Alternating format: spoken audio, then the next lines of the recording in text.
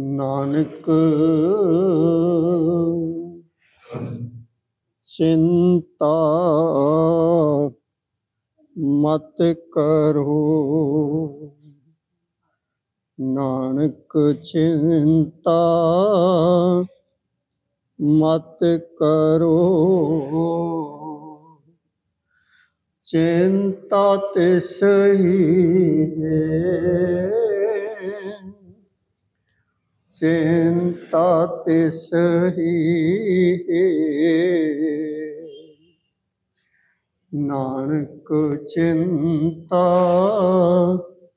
मत करो, चिंता तिस ही है, चिंता तिस ही है। जल में जंत उपायन, तिना बीरो जी दे। उथै हट ना चलई, ना को किरस करे। सौदा मूल ना होवई, ना को लय ना दे। जियां का आहार जी, खाना एक करे। विच उपाय सायरा, तिना बिसार करे। नानक चिंता मत करो, चिंता तिस ही है। वाहिगुरु सो टिका सो बहना, सोई दीवान। प्यो दादे जीविया, पोता परवान।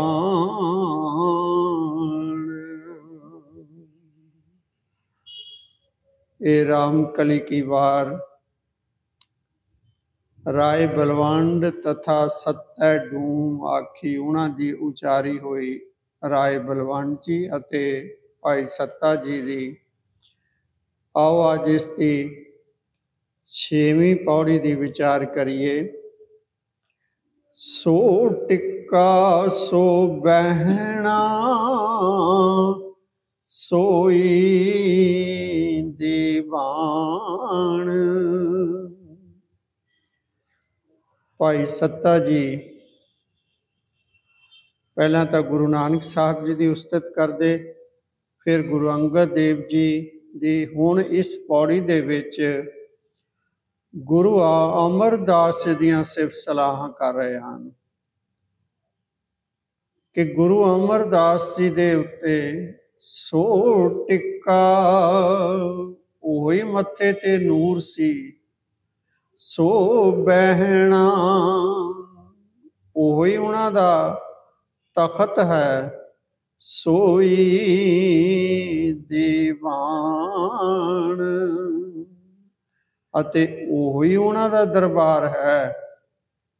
गुरु अमरदास जी दा दे मत्थे उत्ते ओही नूर है, ओही उन्हां दा तखत है, ओही उन्हां दा दरबार है जो गुरु नानक साहब जी दा सी ते गुरु अंगद देव जी दा सी। उन्हां दे मत्थे ते नूर, ओही मत्थे ते वो कुदरती नूर डलका मार रहा है जो गुरु नानक साहब जी दे सी, गुरु अंगद साहब जी दे सी। ਉਹੀ ਉਹਨਾਂ ਦਾ ਤਖਤ ਹੈ, ਉਹਨਾਂ ਵਰਗਾ ਹੀ ਉਹਨਾਂ ਦਾ ਦਰਬਾਰ ਹੈ। ਪਿਓ ਦਾਤੇ ਜੇ ਵੇਹਿਆ, ਪੋਤਾ ਪਰਵਾਣ। ਪੋਤਾ ਗੁਰੂ ਅਮਰਦਾਸ ਜੀ। ਗੁਰੂ ਅਮਰਦਾਸ ਜੀ ਵੀ ਉਸ ਤਰ੍ਹਾਂ ਹੀ ਮੰਨਣਯੋਗ ਹਨ। ਉਹਨਾਂ ਦੀ ਵੀ ਦੋਹੀ ਉਸੇ ਤਰ੍ਹਾਂ ਸਾਰੇ ਪਾਸੇ ਫੈਲੀ ਹੋਈ ਹੈ।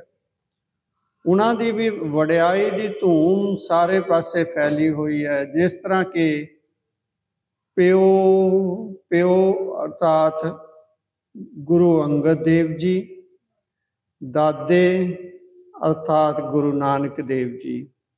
ਜਿਸ ਤਰ੍ਹਾਂ ਗੁਰੂ ਨਾਨਕ ਦੇਵ ਜੀ ਦੀ ਅਤੇ ਗੁਰੂ ਅੰਗਦ ਦੇਵ ਜੀ ਦੀ ਵਡਿਆਈ ਦੀ ਧੂਮ ਸਾਰੇ ਪਾਸੇ ਪਈ ਹੋਈ ਸੀ, ਜਿਸ ਤਰ੍ਹਾਂ ਉਹ ਮੰਨਣਯੋਗ ਹੋਏ ਸਨ, ਪ੍ਰਵਾਨ, ਇਸੇ ਤਰ੍ਹਾਂ ਹੀ ਗੁਰੂ ਅਮਰਦਾਸ ਜੀ ਉਹ ਸਾਰੇ ਪਾਸੇ ਹੀ ਮੰਨਣਯੋਗ ਹਨ। ਕਿਉਂਕਿ ਗੁਰੂ ਨਾਨਕ ਸਾਹਿਬ, ਗੁਰੂ ਅੰਗਦ ਸਾਹਿਬ ਤੇ ਗੁਰੂ ਅਮਰਦਾਸ ਦੇ ਵਿੱਚ ਕੋਈ ਫਰਕ ਨਹੀਂ ਹੈ। ਉਹੀ ਜੋਤ ਹੈ, ਉਹੀ ਜੀਵਨ ਜੁਗਤੀ ਹੈ। ਸਿਰਫ ਗੁਰੂ ਨਾਨਕ ਸਾਹਿਬ ਜੀ ਨੇ ਆਪਣੀ ਕਾਇਆ ਪਲਟ ਕੇ ਹੁਣ ਗੁਰੂ ਅਮਰਦਾਸ ਜੀ ਦੇ ਰੂਪ ਵਿੱਚ ਬੈਠੇ ਹਨ। ਕਿਉਂਕਿ ਇਸੇ ਵਾਰ ਦੇ ਵਿੱਚ ਭਾਈ ਬਲਵੰਡ ਜੀ ਫਰਮਾਉਂਦੇ ਹਨ, ਜੋਤ ਓਹਾ ਜੁਗਤ ਸਾਏ,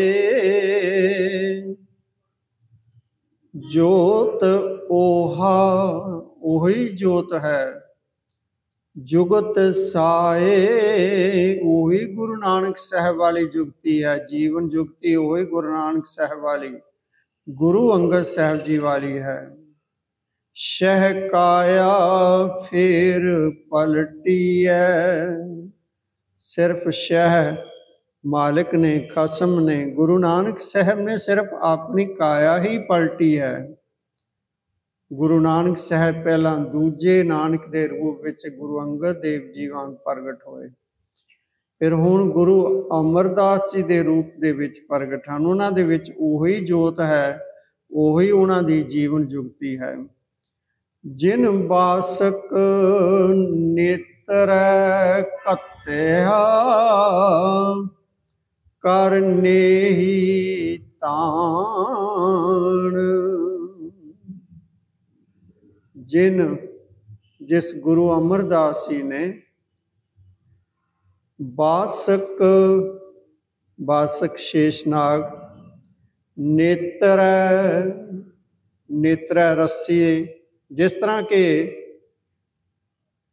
ਹਿੰਦੂ ਮਿਥਿਹਾਸ ਦੇ ਵਿੱਚ ਹੈ ਕਿ ਸਮੁੰਦਰ ਨੂੰ ਰਿੜਕਿਆ ਗਿਆ, ਬਾਸਕ ਸ਼ੇਸ਼ਨਾਗ ਦਾ ਨੇਤਰਾ ਰੱਸਾ ਬਣਾਇਆ ਗਿਆ। ਇਸੇ ਤਰ੍ਹਾਂ ਇੱਥੇ ਭਾਈ ਸੱਤਾ ਜੀ ਉਪਦੇਸ਼ ਕਰਦੇ ਹਨ, ਜਿਨ ਬਾਸਕ ਨੇਤਰ ਘੱਤਿਆ, ਕਰਨੇ ਹੀ ਤਾਣ। ਜਿਨ ਸਮੁੰਦ ਵਰੋਲਿਆ, ਕਰ ਮੇਰ ਮਦਾਨ। ਉਹਨਾਂ ਨੇ ਸਮੁੰਦਰ ਨੂੰ ਵਰੋਲ ਕੇ ਉਹਦੇ ਵਿੱਚੋਂ 14 ਰਤਨ ਕੱਢੇ ਸਨ।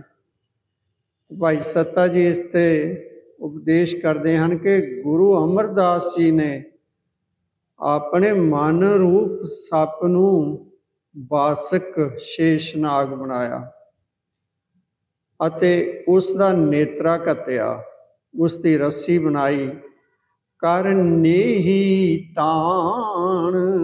ਨੇਹੀ, ਜਦੋਂ ਦੁੱਧ ਰਿੜਕਦੇ ਹਨ ਤਾਂ ਜੋ ਮਧਾਣੀ ਹੁੰਦੀ ਹੈ, ਉਸ ਦੀ ਲੱਠ ਨੂੰ ਇੱਕ ਰੱਸੀ ਪਾ ਕੇ ਇੱਕ ਨੇਹੀ ਦੇ ਨਾਲ ਉਸ ਨੂੰ ਟੰਗਿਆ ਹੁੰਦਾ ਹੈ, ਉਸ ਦੇ ਨਾਲ ਬੰਨਿਆ ਹੁੰਦਾ ਹੈ। ਨੇਰੀ ਇੱਕ ਮਜ਼ਬੂਤ ਲੱਕੜੀ ਜਿਹੜੀ ਹੈ ਉਸ ਦੇ ਨਾਲ ਉਸ ਨੂੰ ਬੰਨਿਆ ਹੁੰਦਾ ਹੈ ਤਾਂ ਜੋ ਉਹ ਇੱਕ ਜਗ੍ਹਾ 'ਤੇ ਟਿਕੀ ਰਹੇ।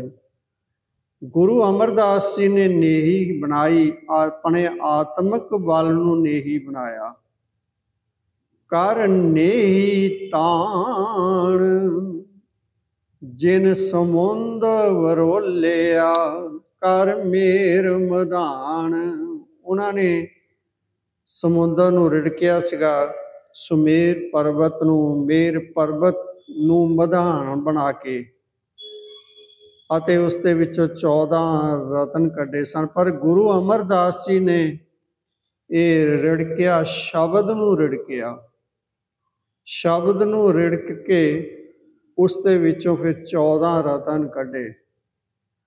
शब्द नूं रिड़किया किस तरह? अपने मन जो सपरूप मन है उसका नेत्रा बनाया, अपने आत्मिक बल नूं नेही बनाया, अते समुंद वरोलिया, शब्द का रेड़का लाया, शब्द दे विच रेड़का लाया, शब्द नूं वरोलिया।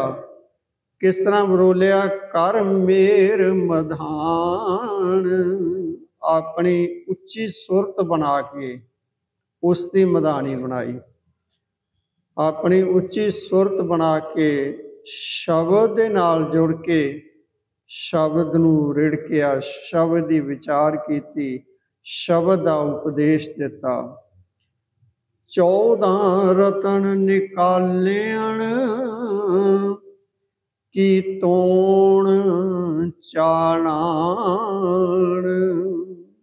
अते इस तरह शब्द नूं रिड़क के, शब्द दी विचार करके गुरु सतगुरु गुरु अमरदास जी ने 14 रतन कड्ढे, 14 रब्बी गुण पैदा किए। सत, संतोख, दया, धर्म, धीरज, परोपकार, पुण्य, इस तरह के रब्बी गुण उन्होंने अपने इस शब्द नूं रिड़क के पैदा किए। की तोण चाणान, अते इस संसार दे विच इन्हां रब्बी गुणां दे नाल प्रकाश कर दिता।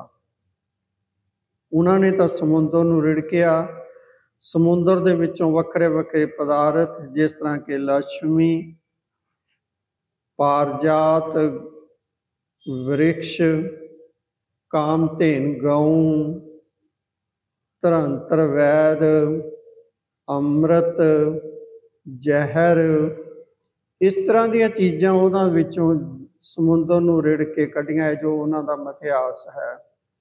पर सतगुरु जी ने शब्द नूं रिड़किया अते शब्द दे विचों रब्बी दैवी गुण पैदा करके इस संसार दे विच प्रकाश कर दिता। घोड़ा की तो सहज दा जत कियो पलान। गुरु अमरदास जी सहज दे घोड़े दे उत्ते सवार होए होए हन। सहज आत्मिक अडोलता जो कदी भी डोलते नहीं हैं। घोड़ा की तो सहज दा जत कियो पलान। पलान घोड़े उत्ते जो काठी पाई जाती है उन्होंने कहते हैं पलान। अते जत दा अपने इंद्रियां नूं विकारां वल्लों रोकना। इन्हां अपने इंद्रियां नूं विकारां वल्लों रोक के एहो जी घोड़े उत्ते काठी पाई, एहो जे घोड़े उत्ते सवार होए जो सहज दा घोड़ा सी अते जिस दी काठी जो सी वो सी कि अपने इंद्रियां नूं विकारां वल्लों वस कर लेना, अर्थात जत दी काठी पाई। तनक चढ़ायो सत दा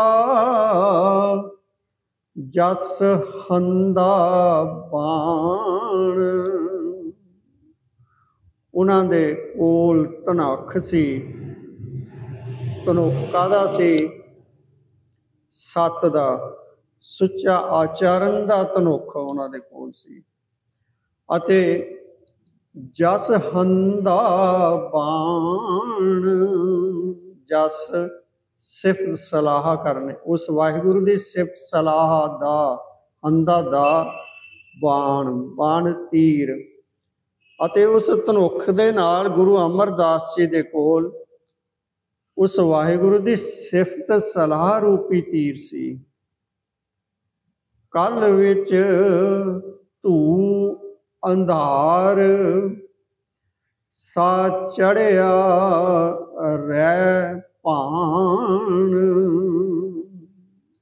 ਕਲ ਇਹ ਸੰਸਾਰ ਰੂਪੀ ਕਲਯੁਗ ਰੂਪੀ ਸੰਸਾਰ ਵਿੱਚ ਧੂ ਅੰਧਾਰ ਤੂੰ ਘੁੱਪ ਹਨੇਰਾ ਸੀ,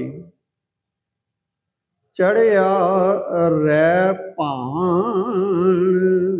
ਅਤੇ ਗੁਰੂ ਅਮਰਦਾਸ ਜੀ ਇੱਕ ਕਿਰਨਾਂ ਵਾਲਾ ਸੂਰਜ ਚੜ੍ਹ ਗਏ, ਜਿਨ੍ਹਾਂ ਨੇ ਸ਼ਬਦ ਨੂੰ ਰਿੜਕ ਕੇ ਸ਼ਬਦ ਦੇ ਵਿੱਚੋਂ ਦੈਵੀ ਗੁਣ ਪੈਦਾ ਕੀਤੇ। ਇਹਨਾਂ ਦੈਵੀ ਗੁਣਾਂ ਦੇ ਨਾਲ ਉਹਨਾਂ ਨੇ ਸਾਰੇ ਸੰਸਾਰ ਦੇ ਉੱਤੇ ਚਾਨਣਾ ਪੈਦਾ ਕੀਤਾ, ਪ੍ਰਕਾਸ਼ ਕੀਤਾ। ਅਤੇ ਗੁਰੂ ਅਮਰਦਾਸ ਜੀ ਦੇ ਮੱਥੇ ਦਾ ਨੂਰ ਉਹੀ ਮੱਥੇ ਦਾ ਨੂਰ ਸੀ, ਉਹੀ ਉਹਨਾਂ ਦਾ ਤਖਤ ਸੀ, ਉਹੀ ਉਹਨਾਂ ਦਾ ਦਰਬਾਰ ਸੀ, ਉਹੀ ਆਪਣੇ ਗੁਰੂ ਨਾਨਕ ਵਾਲੀ ਹੀ ਉਹਨਾਂ ਦੇ ਵਿੱਚ ਜੋਤ ਸੀ। ਇਹੋ ਜਿਹੇ ਗੁਰੂ ਅਮਰਦਾਸ ਜੀ ਨੇ ਇਸ ਸੰਸਾਰ ਜੋ ਜਿੱਥੇ ਕਿ ਘੁੱਪ ਹਨੇਰਾ ਸੀ, ਉਸ ਘੁੱਪ ਹਨੇਰੇ ਦੇ ਵਿੱਚ ਚੜਿਆ ਰਹਿ ਭਾਣ, ਕਿਰਨ ਵਾਲਾ ਸੂਰਜ ਚੜਾ ਦਿੱਤਾ। ਅਰਥਾਤ ਸਾਰੇ ਸੰਸਾਰ ਦੇ ਵਿੱਚ ਪ੍ਰਕਾਸ਼ ਕਰ ਦਿੱਤਾ, ਪ੍ਰਕਾਸ਼ ਕੀਤਾ। ਉੱਚੀ ਸੁਰਤ ਨੂੰ ਸ਼ਬਦ ਦੇ ਰਾਹੀਂ ਜੋੜ ਕੇ, ਉੱਚੀ ਸੁਰਤ ਕਰਕੇ ਸ਼ਬਦ ਦੇ ਨਾਲ ਜੋੜ ਕੇ ਆਪ ਵੀ ਨਾਮ ਜਪਿਆ ਅਤੇ ਸਾਰੀਆਂ ਸੰਗਤਾਂ ਨੂੰ ਵੀ ਸੁਰਤ ਸ਼ਬਦ ਦੇ ਨਾਲ ਜੋੜ ਕੇ ਨਾਮ ਜਪਣਾ ਸਿਖਾਇਆ। ਇਹੋ ਜਿਹੇ ਸਤਿਗੁਰੂ ਗੁਰੂ ਅਮਰਦਾਸ ਜੀ, ਜਿਨ੍ਹਾਂ ਦੇ ਬਾਰੇ ਭੱਟ ਸੱਲ ਜੀ ਕਹਿ ਰਹੇ ਹਨ, ਭੱਲੇ ਅਮਰਦਾਸ ਗੁਣ ਤੇਰੇ, ਤੇਰੀ ਉਪਮਾ ਤੋਏ ਬਣ ਆਵੈ। ਭੱਲੇ ਅਮਰਦਾਸ ਗੁਣ ਤੇਰੇ, ਤੇਰੀ ਉਪਮਾ ਤੋਏ ਬਣ ਆਵੈ। ਕਣਹਰ ਬੂੰਦ ਬਸੋਰੋ ਮਾਵਲ, ਕੁਸਮ ਬਸੰਤ ਗਣੰਤ ਨ ਆਵੈ। ਰਬ ਸਸ ਕਿਰਨ ਉਦਰ ਸਾਗਰ ਕੋ, ਗੰਗ ਤਰੰਗ ਅੰਤ ਕੋ ਪਾਵੈ। ਰੁਦਰ ਧਿਆਨ ਗਿਆਨ ਸਤਿਗੁਰ ਕੈ, ਕਬ ਜਨ ਭਲ ਉਣਾ ਜੋ ਗਾਵੈ। ਭੱਲੇ ਅਮਰਦਾਸ ਗੁਣ ਤੇਰੇ, ਤੇਰੀ ਉਪਮਾ ਤੋਏ ਬਣ ਆਵੈ। ਇਸ ਪੌੜੀ ਦੇ ਵਿੱਚ ਭਾਈ ਸੱਤਾ ਜੀ ਗੁਰੂ ਅਮਰਦਾਸ ਜੀ ਸਾਰੀ ਪੌੜੀ ਦੇ ਵਿੱਚ ਉਸਤਤ ਕਰਦੇ ਹਨ। ਇਸ ਦੀ ਬਾਕੀ ਰਹਿੰਦੀ ਹੋਈ ਪੌੜੀ ਦੀ ਵਿਚਾਰ ਆਪਾਂ ਅਗਲੇ ਦੀਵਾਨ ਦੇ ਵਿੱਚ ਕਰਾਂਗੇ। ਵਾਹਿਗੁਰੂ ਜੀ ਕਾ ਖਾਲਸਾ, ਵਾਹਿਗੁਰੂ ਜੀ ਕੀ ਫਤਿਹ।